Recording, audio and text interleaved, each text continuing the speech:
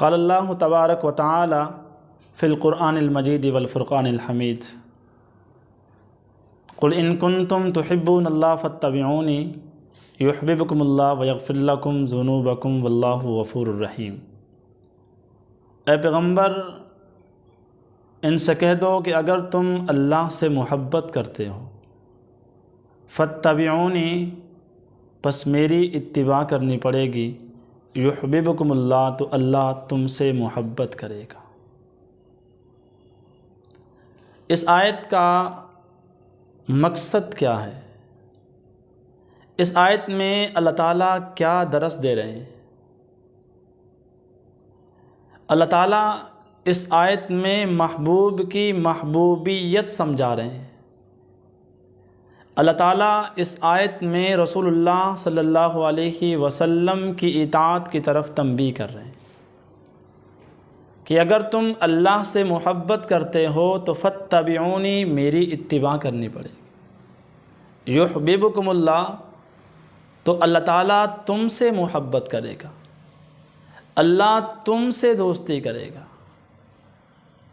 اس آیت کا مطلب کیا ہے؟ قریش کے کچھ لوگ بتوں کی عبادت کیا کرتے تھے۔ رسول اللہ صلی اللہ علیہ وسلم ان کے پاس حاضر ہوئے تو حضور نے فرمایا کہ کیا کرتے ہو؟ انہوں نے کہا یا رسول اللہ صلی اللہ علیہ وسلم، ہم ان بتوں کی عبادت کرتے ہیں تاکہ ہمیں اللہ کا قرب حاصل ہو جائے، تاکہ ہم اللہ کے دوست بن جائیں۔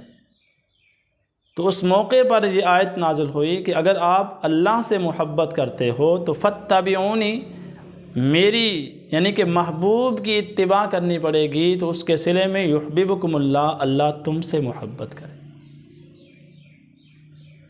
تو میری اور آپ کی حضور علیہ الصلاۃ سے ایک نسبت ہے۔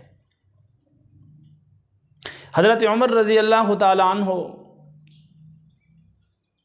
ایک موقع پر بیت اللہ میں حاضر ہوئے اور طواف کرتے کرتے طواف کے دوران حجر اسود کے قریب پہنچے، حجر اسود کا بوسہ لینے لگے تو حضرت عمر نے کہا کہ اے پتھر، نہ تو مجھے نفع پہنچا سکتا ہے اور نہ مجھے نقصان پہنچا سکتا ہے، یہ میں جانتا ہوں، لیکن میں صرف اس غرض سے تجھے بوسہ دے رہا ہوں، اس غرض سے آپ کا بوسہ لے رہا ہوں چونکہ آپ کا بوسہ مصطفیٰ نے لیا ہے، تو مصطفیٰ کی نسبت تیرے سے ہے، تو اس وجہ سے میں آپ کا بوسہ لے رہا ہوں کہ میری نسبت بھی مصطفیٰ سے ہے تو پتھر ہی ہے، لیکن جب حضور کے ہونٹ لگے تو تجھے بلندیاں ملی، تجھے مقام ملا، تو نسبت بہت بڑی بات ہے۔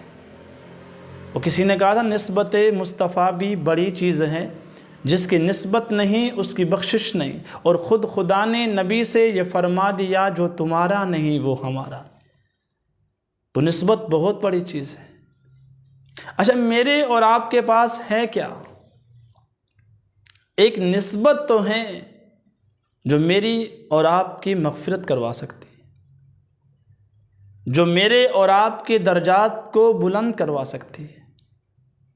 اس لیے نسبت کا علاج رکھتے ہوئے حضور علیہ السلام کی شریعت پر ہمیں عمل کرنا چاہیے۔ حضرت ابو محذورہ ایک صحابی ہیں، حضور علیہ السلام خطبہ دے رہے ہیں، اسی دوران مسجد کے حال میں چند صحابہ مسجد کی دیوار کے ساتھ کھڑے ہوئے، حضور نے فرمایا بیٹھ جاؤ، وہ صحابہ بیٹھ گئے۔ حضور علیہ السلام کی یہ آواز کہ بیٹھ جاؤ، یہ باہر گلی میں چلی گئی۔ وہاں پر ابو محذورہ انہوں نے آواز سنی اور وہیں بیٹھ گئے۔ بعد میں کسی نے پوچھا محذورہ یہاں کیوں بیٹھے ہو؟ تو محظورہ نے کہا مجھے رسول اللہ صلی اللہ علیہ وسلم نے کہا۔ تو صحابہ نے کہا نہیں، وہ تو اندر جو کھڑے تھے انہیں کہا تھا۔